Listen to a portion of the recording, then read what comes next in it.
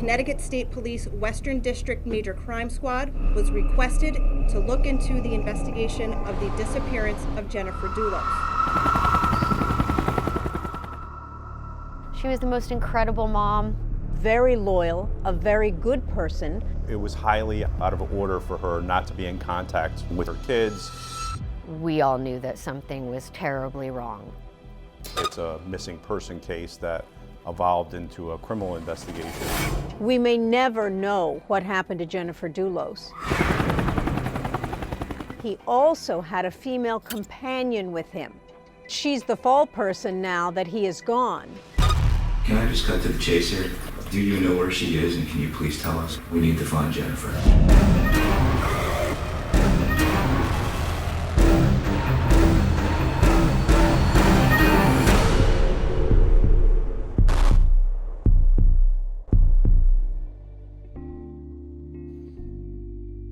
Connecticut's Gold Coast.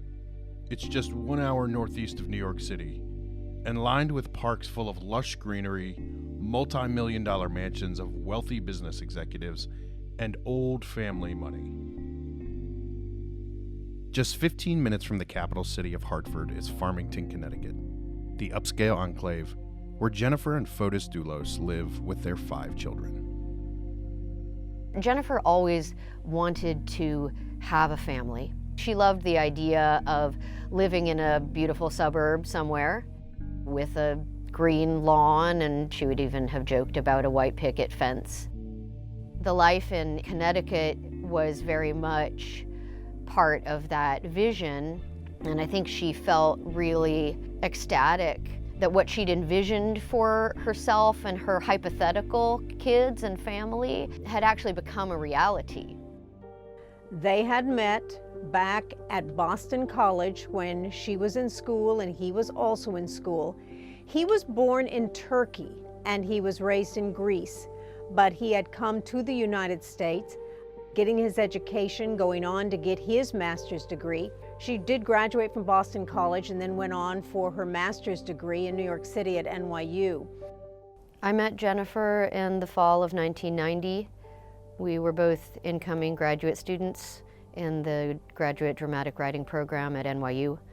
Jennifer and I just connected, I think first just over our mutual senses of humor. We shared a love of literature. Literature and writing were Jennifer Dulos' first loves, until she crossed paths with Fotis Dulos again years later, and the couple married and started a family. I think that was an aspect of re-meeting Fotis, entering a relationship with him that was so incredibly exciting for her. A lot of people who were quite close to Jennifer found the speed of her relationship with Fotis, the speed with which they got married, just out of character for her, because she was always a very measured person. Once they married, they had 5 children altogether, 2 sets of twins. And although she was an exquisite writer, she really devoted herself to her children, her beautiful family.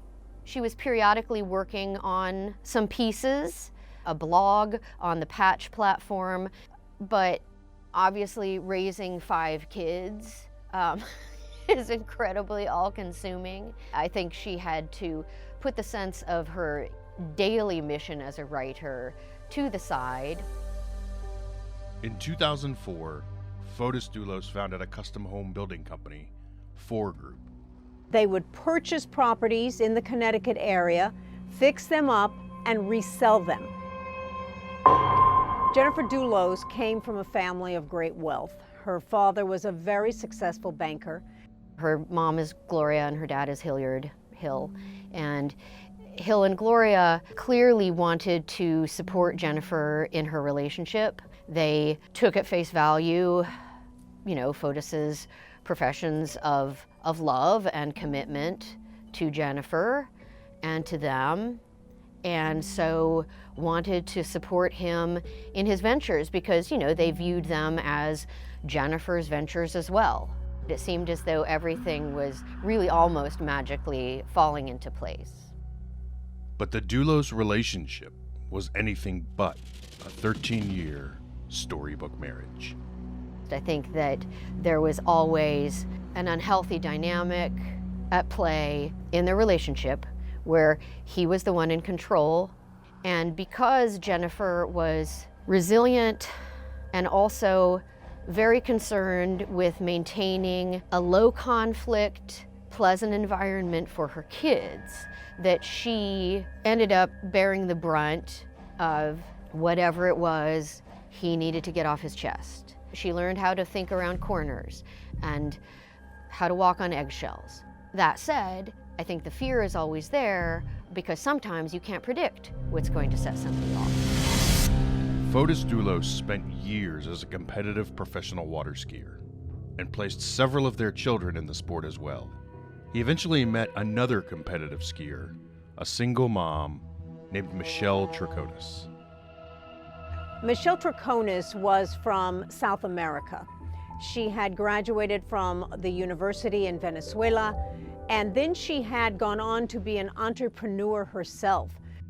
She had a daughter from a prior relationship, but she ultimately came to the United States and on the East Coast. They met at an event in the Miami area where the kids were going water skiing, and Michelle was either also competing or she was officiating. Jennifer Dulos finds out Fotis Dulos and Michelle Troconis have begun an affair. I think that she may have intuited that his emotional energies were being directed elsewhere. According to not only Michelle, but her entire family, the members that lived in Miami who also met him, he told them that he was going through a divorce and that it was amicable. I guess officially Jennifer learned about the longtime affair in March of 2017, and then about a month later she got some more details, and for her that kind of betrayal certainly was a deal breaker. Jennifer proposed that they separate and that they get a divorce, and Fotis did not want to agree to that. That's when she knew that she had to develop a safe plan, because it was clear to her that he was not receptive to a sort of mutually agreed upon plan to separate and divorce. He was not going to agree to that. Jennifer secretly moved out with the children. She specifically chose New Canaan so that she wasn't taking the kids out of state. There was a time when the children were going back and forth between Farmington and New Canaan, and at some point, Fotis invited Michelle to move up with her daughter. The estranged couple begin a lengthy court battle and a fight for custody of their children, which reveal allegations by Jennifer Dulos of abuse. A story of emotional abuse, a story of fear, a story of abuse toward the children emotionally. There were a few different instances of Fotis's acting in ways that really frightened Jennifer. Also in this period of a couple months, he acquired a gun. Jennifer and Fotis had discussed before they ever had children that they were never going to have a gun in the household. In court documents, Jennifer alleged she's afraid of her estranged husband, scared that divorcing him will enrage him, and cause him to, quote, harm me in some way. I can say confidently that we were all very frightened on her behalf and on behalf of the kids.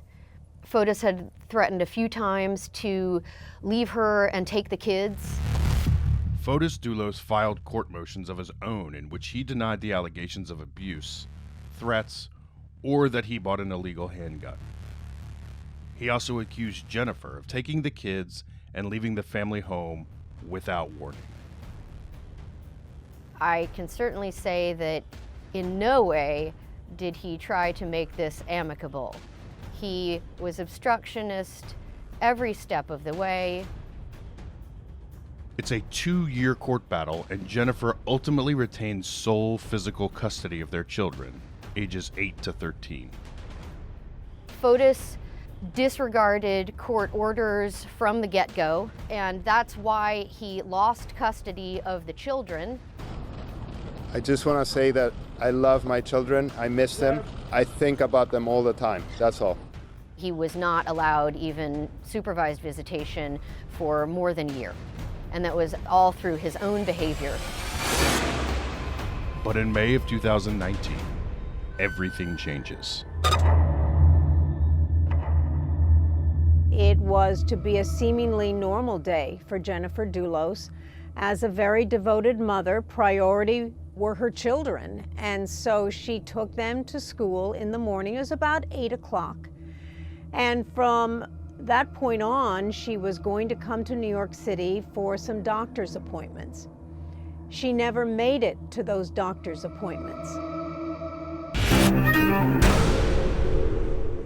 Jennifer Dulos, the missing mother of 5, whose case shook the nation. A story of emotional abuse, a story of fear.